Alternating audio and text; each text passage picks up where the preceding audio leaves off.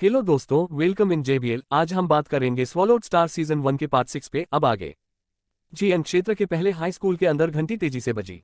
जो माता पिता स्कूल के बाहर थे, घास पर थे या सड़क पर बैठे थे, वे सब उठ खड़े हुए। अभिभावकों ने गेट से स्कूल के अंदर देखा। हंगामा कर रहे छात्र परीक्षा स्थल से बाहर चले गए। वर्ष 2056 जियांगनान शहर की हाई स्कूल परीक्षा आधिकारिक रूप से समाप्त हो गई है। सभी छात्रों को अब केवल अपने परिणाम का इंतजार करना है, जो एक सप्ताह में जारी किया जाएगा।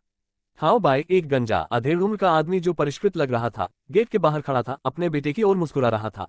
डैड, झांग हाओ बाई उसकी ओर जाते हुए हंसे। झांग जी लॉन्ग ने हंसते हुए कहा, इससे पहले जब हम आपकी परीक्षा समाप्त होने की प्रतीक्षा कर रहे थे, कुछ हुआ।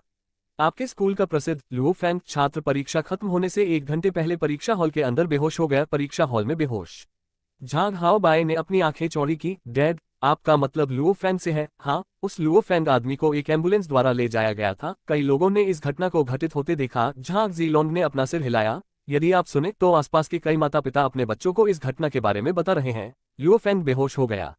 झांग हाओ बाई ने चारों ओर देखा और ध्यान से सुना। वास्तव में कई परिवार एक छात्र के बारे में बात कर रहे थे जो परीक्षण के दौरान बेहोश हो गया। उसने कई लोगों को लुओ फैंग नाम का उल्लेख करते हुए भी स्पष्ट रूप से सुना। हाँ, इस दरिद्र के भी ऐसे दिन होते हैं। हाँ, झांग हाओ बाई अपनी हंसी वापस नहीं रोक सका। पिताजी, हालांकि आप यह नहीं जानते हैं, यह व्यक्ति हमेशा स्कूल में मेरे लिए परेशानी का कारण बनता है। झांग हाओ बाई ने गुस्से में कहा। वह मुझसे ज्यादा मजबूत है और हर चीज में मुझसे ज्यादा कुशल है। यहाँ तक इस आदमी के भी ऐसे दिन होते हैं। झांग हाओ बाई खुश थी, क्योंकि लुओ फैंग के प्रति उसका गुस्सा बहुत अधिक था। वास्तव में लुओ फैंग कभी भी इस झांग हाओ बाई से परेशान नहीं होते हैं। यह सिर्फ इतना है कि झांग हाओ बाई लुओ फैंग को एक प्रतिद्वंद्वी के रूप में मानते हैं। चूंकि लुओ फैंग के ग्रेड और मार्शल आर्ट कौशल स्वाभाविक रूप से उसे पीड़ित करने से अधिक है। हाँ, इस आदमी ने कभी वास्तविक दुनिया नहीं देखी है और वह बहुत अधिक मनोवैज्ञानिक दबाव में था। वह इसे संभाल नहीं सके और गिर पड़े। उसे अनदेखा करो। जाओ, तुम्हारे चाचा जानते हैं कि तुम्हारी परीक्षा आज समाप्त हो गई और तुम्हारे लिए एक भोज का आयोजन किया। चलो चलते हैं। झांग जी लॉन्ग हंसा। अंकल जी। झांग हाओ बाई की आंखें चमक उठी। झांग परिवार क्षेत्र में समृद्ध होने में सक्षम होने का एकमात्र कारण उसके चाचा को धन्यवाद है, क्योंकि उनके चाचा एक लड़ाकू हैं। कोई रास्ता नहीं, बिल्कुल कोई रास्ता नहीं है। वे वेन जो अभी अभी परीक्षा हॉल से निकले थे, अपने माता पिता के सामने घबरा गए। कैसे फैन परीक्षा हॉल में गिर गए? वह घबराहट से गिर गया। असंभव। लुओ फैन के मनोवैज्ञानिक गुणों की पहले भी डोजो ऑफ लिमिट्स प्रशिक्षकों द्वारा प्रशंसा की गई है। वे वेन और लुओ फैन सच्चे भाई थे, भले ही खून से नहीं। वेन, इसमें कोई गलती नहीं है। हमने इस घटना को अपनी आंखों के सामने घटते देखा है। लुओ फैन के पिता और उनके विकलांग भाई उस पल में घबरा गए और अस्पताल गए। वे वेन के पिता ने पीछा किया। अस्पताल, यह निकटतम होना चाहिए। पिताजी, माँ, मैं लुओ फैन की जांच करने जा रहा हूँ। मैं दोपहर का खाना बाद में खाऊंगा। बिना देर किए वे वेन ने अपनी परीक्षण सामग्री अपने माता पिता को सौंप दी और अस्पताल की ओर भागे। क्षेत्र के लोगों के अस्पताल के अंदर लुओ फैंग अपने पिता और भाई के साथ अस्पताल के मुख्य द्वार के बाहर टहलते हुए मुस्कुरा रहा था। इस समय लुओ हुन बुओ और लुओ हुआ चिंतित थे कि लुओ फैंग इस झटके को संभालने में सक्षम नहीं होंगे। पिताजी, मैं ठीक हूँ।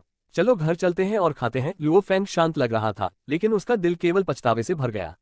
हालांकि लुओ फैंग जानता था कि अतीत को बदला नहीं जा सकता है, इसलिए आप बस इतना कर सकते हैं कि इसे स्वीकार कर ले। फैंग फैंग, दूर से एक आवाज आई।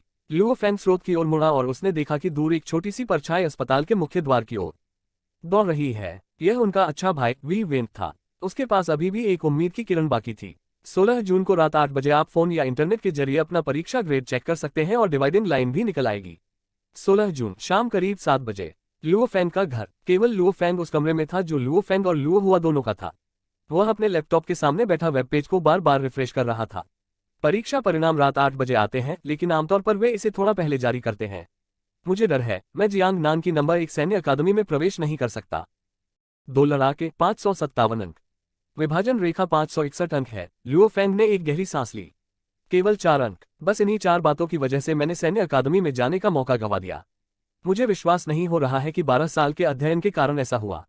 अगर मैं एक सैन्य अकादमी में नहीं जा सकता तो ऐसा ही हो। कोई बड़ी बात नहीं है। लुओ फैंग ने अपनी निगाहें केंद्रित की और अपने दाहिने हाथ को ब्लेड के आकार में बनाया। फिर उसने अपने सामने की जगह में एक क्षैतिज कट बनाया। हाथ की गति के कारण वायु प्रचंड रूप से कांपने लगी और हिलने लगी। इस बार के कोमा के लिए धन्यवाद। मेरी ताकत बहुत बढ़ गई है। हो सकता है कि मेरी मौजूदा बॉडी फिटनेस एक फाइटर बनने के लिए आवश्यक स्तर तक पहुंच गई हो सकता है कि मैं प्रोस्पेक्टिव फाइटर परीक्षा पास करने में सक्षम हो जाऊं। अगर मैं थोड़ा सा भी बंद कर दूं तो भी कोई समस्या नहीं होगी। अगर मैं 1 या 2 महीने के लिए गंभीरता से और कड़वाहट से प्रशिक्षण लेता हूं, तो मुझे भावी लड़ाकू परीक्षा उत्तीर्ण करने में सक्षम होना चाहिए। लुओ फैंग की अनुकूलन क्षमता बहुत अधिक है। उनके परीक्षा के अंक डिवाइडिंग लाइन तक नहीं पहुंचे, जिसने उन्हें चौंका दिया। हालांकि कोमाक ने उनकी ताकत बढ़ा दी, जिससे उनमें फिर से आत्मविश्वास आ गया। आखिरकार एक सैन्य अकादमी स्नातक की स्थिति एक लड़ाकू से बहुत दूर है। लुओ फेंग ने दरवाजा खोला और लिविंग रूम में प्रवेश किया। लिविंग रूम में लुओ होनगुओ, गोंग शिनलैन और लुओ हुआ सभी ने अपना सिर घुमाया। वे तीनों चिंतित थे। गोंग शिनलैन भी खड़ा हुआ और लुओ फेंग की ओर चला गया। फेंग, हम आपको आपके स्कोर के लिए दोष नहीं दे सकते। हम केवल आपकी बीमारी को दोष दे सकते हैं। यह बीमारी अब कैसे काम करना शुरू कर सकती है? इसने इतने सालों तक काम नहीं किया है। भाई, तुम सदमे में नहीं हो? लुओ हुआ अपनी व्हील चेयर पर बैठ गया, जानबूझकर मजाक कर रहा था। जब लुओ फेंग अपने कमरे के अंदर अपने ग्रेड की जांच कर रहे थे, तो परिवार के बाकी लोगों ने लुओ फेंग के परिणामों की जांच करने के लिए लुओ हुआ के लैपटॉप का इस्तेमाल किया और उन्हें 4 बिंदुओं के अंतर के बारे में पता चला। हालांकि वे थोड़े निराश थे, वे खुद लुओ फेंग के बारे में अधिक चिंतित थे। लुओ फेंग हंसे, बेशक मैं सदमे में नहीं हूँ। पापा, मम्मी, इस बीमारी को दोष मत दो। वास्तव में हमें कृतज्ञ भी होना चाहिए। आभारी। लुओ होनगुओ, गोंग शिनलैन और लुओ हुआ सभी हैरान थे।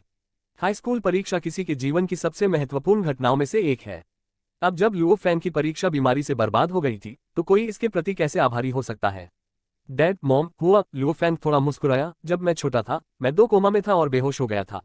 वास्तव में उन कोमा से उठने के बाद मुझे ऐसा लगा कि मेरी ताकत बहुत अधिक बढ़ गई है और मैं तेजी से दौड़ने में सक्षम हूँ। इस बार भी वही है।